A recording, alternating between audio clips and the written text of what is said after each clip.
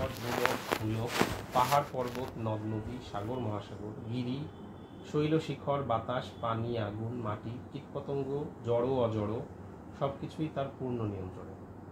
যিনি অত্যন্ত দয়ালু ও মেহেরবান, তিনি আপন মেহেরবানিতে আমাদেরকে 12 মাসে 1 বছর ধরে হিসেব করতে শিক্ষা দিয়েছেন এবং দিবারাত্রি সৃষ্টি করে দিন, ক্ষণ, কাল ও সময় গণনা করার পথ সুগম করেছেন। তিনি পরম কৌশলী ও মহাবিজ্ঞানী এবং প্রজ্ঞাময়। তার জ্ঞানের সীমা পরিসীমা নেই, মহিমার অন্ত নেই। আসমান, জমিন ও এত দুভয়ে যা কিছু রয়েছে সব কিছুই তিনি 6 দিনে সৃষ্টি করেছেন এবং স্বীয় পরিচয়ের সেতু বন্ধন রচনা করেছেন।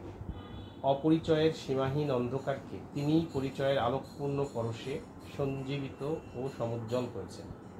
তাকে জানার জন্য, বোঝার জন্য জ্ঞান, বিবেক, আকল ও মনীষা প্রদান করেছেন। কি তার দয়া, কি তার মহিমা! মনীষা প্রদান করেছেন। তারপর তিনি স্বীয় অপার মহিমা বিস্তার করে পবিত্র আরশে মোয়াল্লার উপর একক, অদ্বিতীয় ও চিরস্থায়ীভাবে উপবেশন করেছেন। তার কোনো শরিক নেই, অংশী নেই। জরা মৃত্যু, লয় ক্ষয়, উত্থান পতন, নিদ্রা তন্দ্রা, অভাব অবসাদ কিছুই নেই। তিনি ছাড়া অন্য কোনো উপাস্য নেই, মাবুদ নেই। তিনি চিরপবিত্র ও নির্মল। তিনিই রক্ষাকর্তা, প্রতিপালক, শান্তিদাতা, মঙ্গল ও অমঙ্গলের নিয়ন্ত্রণকর্তা এবং বিচারক। শুধু তাই নয়, তিনি আপন কুদরতের সৃষ্টিকুলে হেদায়েতের জন্য যুগে যুগে নবী ও রাসূল এবং সংস্কারক প্রেরণ করেছেন। তাদের মধ্যে হযরত মুহাম্মদ মুস্তাফা সাল্লাল্লাহু আলাইহি ওয়াসাল্লাম সর্বশ্রেষ্ঠ রাসূল এবং নবী ও তার বান্দা। আল্লাহ পাক তাকে বিশ্বের জন্য রহমত স্বরূপ প্রেরণ করেছেন। তিনি আম্বিয়া কুলের সর্দার। তিনি এমন রাসূল যাকে আল্লাহ রাব্বুল আলামিন নবুয়ত ও রেসালতের মর্যাদা প্রদান করে প্রকৃত বন্ধু ও দোস্ত রূপে গ্রহণ করেছেন। তিনি এমন নবী যার গুণ সম্পর্কে হযরত জাবের রাদিয়াল্লাহু তাআলা আনহু বলেন, আমি পূর্ণিমার রাত্রে পূর্ণচন্দ্র ও হযরত নবী করিম সাল্লাল্লাহু আলাইহি ওয়াসাল্লামকে অবলোকন করে এই দুইটি জ্যোতির দিকে গভীরভাবে তাকালাম। পরিশেষে আমার প্রতীয়মান হলো যে হযরত নবী করিম সাল্লাল্লাহু আলাইহি ওয়াসাল্লামের নূর পূর্ণচন্দ্র অপেক্ষা অতিশয় উজ্জ্বলতর ও মনোরম। তিনি আজন্ম সম্মানিত ও পবিত্র। তাকে আল্লাহ পাক জগৎবাসীর চক্ষুর শান্তিদায়ক, জীবকুলের সম্মান ও মর্যাদা এবং সাহায্য স্বরূপ প্রেরণ করেছেন। তার উপর এবং তার সন্তান সন্ততি ও আসহাবগণের উপর আল্লাহ পাক শান্তি ও করুণাধারা প্রবাহিত করুন। স্বীয় রহমতে তাদের ইহলোক ও পরলোক শান্তিময় ও সমুজ্জ্বল করুন। আমিন। পথ নির্দেশ। পবিত্র কোরআনে আল্লাহ পাক ইরশাদ করেছেন, মাসের সংখ্যা আল্লাহর কাছে 12টি। আল্লাহর বিধান মোতাবেক যেদিন গগন মণ্ডল ও পৃথিবী সৃষ্টি করেছেন সেদিন থেকেই, কিন্তু তার মধ্যে 4টি হচ্ছে সম্মানিত। ইহাই স্থায়ী ব্যবস্থা। সুতরাং তোমরা এ সময়ে নিজেদের উপর জুলুম করো না। তোমরাও সমবেতভাবে কাফেরদের সঙ্গে লড়াই করো, যেরূপ তারা তোমাদের সঙ্গে লড়াই করে। আর জেনে রাখো, আল্লাহ পরহেজগারদের সাথে রয়েছে। উপরোক্ত আয়াতকে বিশ্লেষণ করলে 4টি বিষয় সহজেই অনুধাবন করা যায়। এই বিশ্বের শান্তি ও শৃঙ্খলা বজায় রাখার জন্য এই 4টি বিষয় অবগত হওয়া নেহায়েত দরকার। প্রথমত, পরম করুণাময় আল্লাহ তাআলা ঋতুচক্রের আবর্তনকে 12টি মাসে বিভক্ত করেছেন এবং 12 মাসে 1 বছর নির্দিষ্ট করে দিয়েছেন। আল্লাহ পাকের নিয়ন্ত্রিত ব্যবস্থার কোনো রকম পরিবর্তন ও পরিবর্ধন হবে না। মানুষ জ্ঞান বিজ্ঞান ও মনীষার ক্ষেত্রে যত বেশি উন্নতিই করুক না কেন, আল্লাহ নির্ধারিত সীমারেখা লঙ্ঘন করা কারো পক্ষেই সম্ভব নয়। এই প্রসঙ্গে আরও সুস্পষ্ট নির্দেশ রয়েছে। আল্লাহ বলেন, আল্লাহ পাকের সৃষ্টি মাহাত্ম্যের কোনো পরিবর্তন হবে না। সুতরাং বছর ও মাস গণনার যে সুনির্দিষ্ট পন্থা আল্লাহ পাক নির্ধারিত করে দিয়েছেন তা পরিবর্তন করে কোনো নতুন ব্যবস্থা কায়েম করা কিংবা নতুন দিনপঞ্জির অবতারণা করা অথবা নতুন ব্যবস্থার প্রবর্তন করা কিছুতেই সম্ভব নহে। কারণ তা হচ্ছে আল্লাহর চিরন্তন কুদরতের জ্বলন্ত স্বাক্ষর। যারা আল্লাহর প্রতি বিশ্বাস রাখে না বা যারা আল্লাহর অস্তিত্বে অবিশ্বাসী, তাদের জন্য এই আয়াতে একটি উজ্জ্বল সতর্কবাণী। এই আয়াত প্রতিনিয়ত তাদেরকে সতর্ক করে দিচ্ছে যে এখনও সময় আছে আল্লাহর কুদরতের শাশ্বত নমুনা প্রত্যক্ষ করে আল্লাহর উপর ঈমান আনয়ন এবং তার নিকট সমবেতভাবে সর্বতোভাবে আত্মসমর্পণ করো, তবেই তোমাদের নাজাত মিলবে। অন্যথায় আল্লাহর আযাব ও গজব তোমাদেরকে অচিরেই পাকড়াও করবে, যেমন তোমাদের পূর্ববর্তীগণকে পাকড়াও করেছিল। দ্বিতীয়ত, এই 12টি মাসের মধ্যে 4টি মাস বিশেষভাবে সম্মানিত ও মর্তবার অধিকারী। সামগ্রিকভাবে প্রতিটি মাস ও একটি দিনের সবিশেষ ফজিলত ও মর্তবা রয়েছে। এই ক্ষেত্রে একটি মাস ও একটি দিনের মধ্যে তেমন কোনো ব্যতিক্রম নেই বা হবে না। তবে বিশেষ ক্ষেত্রে কোনো কোনো মাস ও দিনের আলাদা ফজিলত ও সম্মান রয়েছে, যা সেই মাস বা দিনের মধ্যে অনুষ্ঠিত কাজ বা ঘটনার পরিপ্রেক্ষিতে সংঘটিত হয়ে থাকে। নির্দিষ্ট ঘটনা বা অনুষ্ঠানই হচ্ছে সেই ফজিলত ও মর্তবার ধারক। এই তথ্যটুকু সহজভাবে বুঝতে হলে নিচের উদাহরণটির প্রতি গভীরভাবে লক্ষ্য করা দরকার। 4 জন লোক একদা নির্দিষ্ট বাজার থেকে একই গোয়ালার নিকট হতে দুধ ক্রয় করল। অতঃপর তারা একই সঙ্গে এবং একই রাস্তা ধরে বাড়ির দিকে রওনা হলো। পথিমধ্যে তাদের একজন পরিচিত লোক এসে উপস্থিত হলো এবং প্রত্যেকেই বালতি থেকে দুধ খাওয়ার বাসনা ব্যক্ত করল। 4 বন্ধুর প্রত্যেকেই নিজ নিজ বালতি হতে সামান্য পরিমাণ পরিচিত ব্যক্তিকে খেতে দিল। দুধ খাওয়ার পর সে মন্তব্য করল যে, তোমাদের এই 3 জনের দুধ একই স্বাদযুক্ত, কিন্তু চতুর্থ ব্যক্তির দুধে একটি অতিরিক্ত স্বাদও রয়েছে, আর তা হচ্ছে মিষ্টতা। এমন সময় চতুর্থ ব্যক্তি বলল, হ্যাঁ, তা ঠিকই বলেছেন। আমার বালতিতে কিছু পরিমাণ চিনি ছিল, দুধের সঙ্গে মিশ্রিত হওয়ার ফলেই অতিরিক্ত স্বাদ আপনি অনুভব করেছেন। প্রকৃতপক্ষে দুধ হিসেবে প্রত্যেকের দুধের স্বাদই এক ও অভিন্ন, কিন্তু দ্বিতীয় পদার্থ চিনির সংযোগ সাধনের ফলেই ইহাতে অতিরিক্ত স্বাদের অবতারণা ঘটেছে। অনুরূপভাবে দিন ও মাসের মধ্যে বিশেষ ফজিলতের অর্থও তাই। দিন ও মাস হিসেবে সব কয়টির মূল ফজিলত একই, কিন্তু সংঘটিত ঘটনা বা অনুষ্ঠানের জন্যই কোনোটিতে অতিরিক্ত মর্যাদা প্রতিফলিত হয়েছে। যেমন আল্লাহ পাক ইরশাদ করেছেন, ইহা আল্লাহর অনুকম্পা মাত্র, তিনি যাকে চান তা প্রদান করেন। সম্মানিত মাস চতুষ্টয় হচ্ছে জিলকাদ, জিলহাজ, মুহররম ও রজব। এই রমজান না, এই মাস চতুষ্টয়কে হারাম মাসও বলা হয়ে থাকে। এই মাসে যুদ্ধ বিগ্রহ, মারামারি, কাটাকাটি আল্লাহ পাক হারাম করে দিয়েছেন। এই মাসগুলোতে সমাজগর্হিত ও হিংসাত্মক কার্যকলাপ থেকে বিরত থাকার জন্য তাকিদ দিয়েছে। এই তাকিদ ও সতর্কতার পেছনে অনেকগুলো হেকমত নিহিত রয়েছে। জ্ঞান ও মনীষার অধিকারী ব্যক্তিগণই তা কেবল অনুধাবন করতে সক্ষম।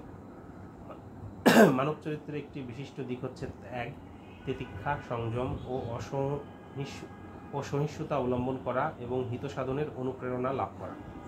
এই বিশেষ দিকটির প্রতিফলন না ঘটলে মানব চরিত্রকে নিষ্কলুষ ও নির্মল এবং পবিত্র চরিত্র হিসেবে চিহ্নিত করা যায় না।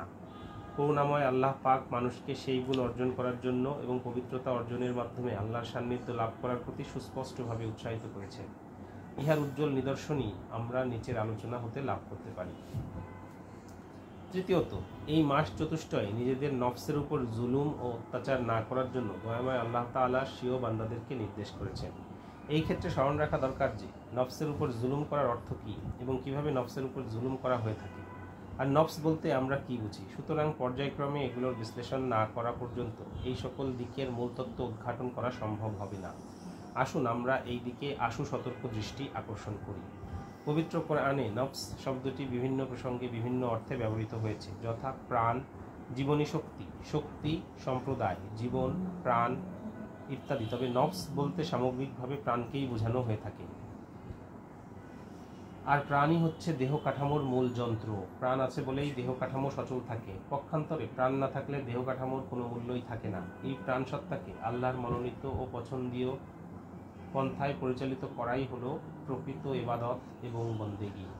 কিন্তু প্রাণ সত্তাকে আল্লাহর নাফরমানি ও নিষেধের পথে পরিচালিত করাকে জুলুম বলা হয়। সুতরাং নফসের উপর জুলুম করার অর্থ হলো আল্লাহর নাফরমানির পথে গা ভাসিয়ে দেয়া এবং আল্লাহর আজব ও গজবের দিকে অগ্রসর হওয়া। ইহা মানুষের ইচ্ছাশক্তি ও ক্রিয়াকর্মের দ্বারাই পরিচালিত হয়।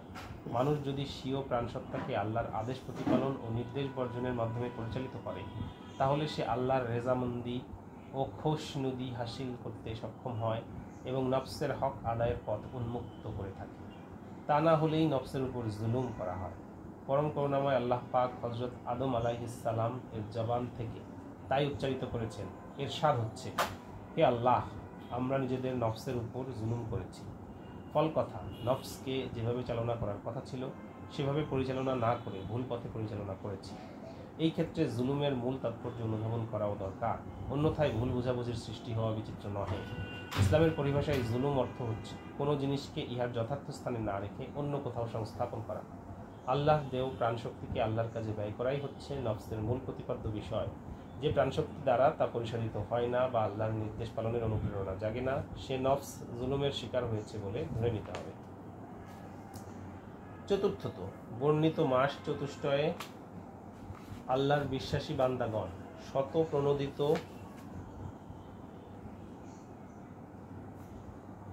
হয়ে জুলুম, অত্যাচার, যুদ্ধবিগ্রহ, মারামারি, কাটাকাটি, হানাহানি ইত্যাদি থেকে নিজেদেরকে বিরত রাখবে। কিন্তু মুশরিক ও বিধর্মীরা যদি ইহাতে মুমিনদের দুর্বলতা মনে করে তাদের প্রতি আক্রমণ পরিচালনা করে, তাহলে মুমিনগণকে নিজেদের জান, মাল, ইজ্জত রক্ষার্থে শত্রুকে প্রতিহত করার জন্য অস্ত্র হাতে রুখে দাঁড়াতে হবে। শত্রুর বিষদাঁত ভেঙে দেওয়ার জন্য যাবতীয় ব্যবস্থা গ্রহণ করতে হবে। আক্রান্ত অবস্থায় নিষ্ক্রিয় থাকা মোটেই চলবে না। ইসলাম শান্তিপূর্ণ সহ অবস্থানের নীতির ধারক ও বাহক। পরস্পর সৌহার্দ্য ও সম্প্রীতি বজায় রাখা এবং কলুষ মুক্ত মন ও মানসিকতা নিয়ে জীবনকাল অতিবাহিত করা প্রকৃত মুসলিমের নৈতিক দায়িত্ব ও কর্তব্য। নির্দিষ্ট 4 মাসে ইহার জন্য অনুশীলন করা এবং বাকি মাসগুলোতে তদ অনুযায়ী আমল করা প্রতিটি বিশ্বাসী বান্দার উচিত। অন্যথায় আল্লাহর নির্দেশের প্রতি অবজ্ঞা প্রদর্শন করা হবে এবং পরিণামে কঠিন আযাবের ভাগী হতে হবে। ইহার প্রতি ইঙ্গিত প্রদান করে পরম করুণাময় আল্লাহ পাক ইরশাদ করেছেন, যে স্বীয় নফসকে কলুষমুক্ত রাখতে সক্ষম হয়েছে সে সফলকাম হয়েছে, এবং যে স্বীয় নফসকে কলুষিত করেছে সে বিফল মনোরথ হয়েছে। দুনিয়ার জিন্দেগিতে সে যেমন অকৃতকার্য বলে বিবেচিত হয়েছে, তেমনি আখিরাতের অনন্ত জীবনের বেলায়ও সে মুক্তির আস্বাদ গ্রহণ করতে সক্ষম হবে না। এক্ষেত্রে আরও স্মরণ রাখতে হবে যে আল্লাহ পাকের সুনিয়ন্ত্রিত 12টি মাস কি কি। এই মাসগুলো হচ্ছে মুহররম, সফর, রবিউল আউয়াল, রবিউস সানি, জুমাদাল উলা, জুমাদাস সানি, রজব, শাবান, রমজান, শাওয়াল, জিলকাদ এবং জিলহাজ। পৃথিবীর বিভিন্ন অঞ্চল ও বিভিন্ন ভাষাভাষী লোকেরা এই 12টি মাসকে নিজেদের সুবিধামতো নামে সময়ের কিছুটা হেরফের করত বিভিন্ন নামে আখ্যায়িত করেছে। যেমন বাংলা ভাষায় 12 মাসের নাম বৈশাখ, জ্যৈষ্ঠ, আষাঢ় ইত্যাদি রূপে পরিচিত্রিত করা হয়েছে এবং ইংরেজি ভাষায় জানুয়ারি, ফেব্রুয়ারি, মার্চ ইত্যাদি নামে অভিহিত করা হয়েছে। মাস গণনার ক্ষেত্রে মানুষের বানানো ব্যবস্থা যথেষ্ট অসুবিধা পরিলক্ষিত হয়, কিন্তু আল্লাহর দেয়া মাসপঞ্জিতে কোনো রকম অসুবিধা পরিদৃষ্ট হয় না। অনেক ক্ষেত্রে মানুষের বানানো ব্যবস্থা আল্লাহ প্রদত্ত ব্যবস্থার সম্পূর্ণ বিপরীত দেখা যায়। এ প্রসঙ্গে সম্যক জ্ঞান লাভ করার জন্য নিচের উদাহরণটির প্রতি লক্ষ্য করা প্রতিটি পাঠক ও পাঠিকার একান্ত কর্তব্য। আল্লাহর প্রদত্ত ব্যবস্থায় দিন বলতে সূর্য উদয় হতে অস্ত যাওয়া পর্যন্ত সময়কে বোঝানো হয়ে থাকে, এবং রাত্র বলতে সূর্য অস্ত হতে শুরু করে উদয় পর্যন্ত সময়কে নির্দেশ করা হয়। যদি কোনো লোক সূর্য উদয় ও অস্তের মাঝে জন্মগ্রহণ করে তাহলে সে দিবসে জন্মগ্রহণ করেছে বলে ধরা হবে। আবার সূর্য অস্ত হতে উদয় পর্যন্ত সময়ে জন্মগ্রহণকারী লোক রাত্রে জন্মগ্রহণকারী বলে আখ্যায়িত করা হবে। কিয়ামত পর্যন্ত আল্লাহ প্রদত্ত এই ব্যবস্থার কোনো ব্যতিক্রম হবে না, ইহাই সঠিক পন্থা। অপরদিকে বিশ্বের বিভিন্ন দেশে ইংরেজদের প্রবর্তিত দিন ও মাসের সময়পঞ্জি অনুসরণ করা হয়। ইংরেজি ক্যালেন্ডার অনুসারে দিনের 12টার পর হতে রাতের 12টা পর্যন্ত সময়কে রাত বলা হয়, এবং রাতের 12টার পর হতে দিনের 12টা পর্যন্ত সময়কে দিন বলা হয়। অর্থাৎ দিনের 6 ঘন্টা ও রাতের 6 ঘন্টা মিলে একদিন, এবং রাতের 6 ঘন্টা ও দিনের 6 ঘন্টা মিলে এক রাত ধরা হয়। সুসভ্য জগতের এই গোজামিল যে কতখানি হাস্যাস্পদ তা বলাই বাহুল্য। কারণ যদি সূর্য উদয়ের পর ঠিক দুপুরের পরে কোনো শিশু জন্মগ্রহণ করে তবে ইংরেজি ক্যালেন্ডার অনুসারে বলা হবে যে সে রাতে জন্মগ্রহণ করেছে। আবার কোনো শিশু যদি রাত 12টার পর জন্মগ্রহণ করে তাহলে বলা হবে যে সে দিনে জন্মগ্রহণ করেছে।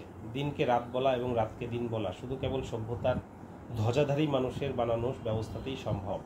আল্লাহর দেয়া সঠিক ও সর্বাঙ্গ সুন্দর বিধি ব্যবস্থাকে বাদ দিয়ে মানুষ যতই নিজেদেরকে সুসভ্য ও উন্নত বিবেচনা করুক না কেন, ইহা যে নিতান্তই ভুল এবং ভিত্তিহীন তা বলার অবকাশ রাখে না। তবু আজ আমরা এই ভুলকেই মূল বিবেচনা করে আঁকড়ে ধরে আছি। ধিক আমাদের বিবেচনাকে। এরপরে আছে যাত্রা হলো শুরু। যেতে যেতে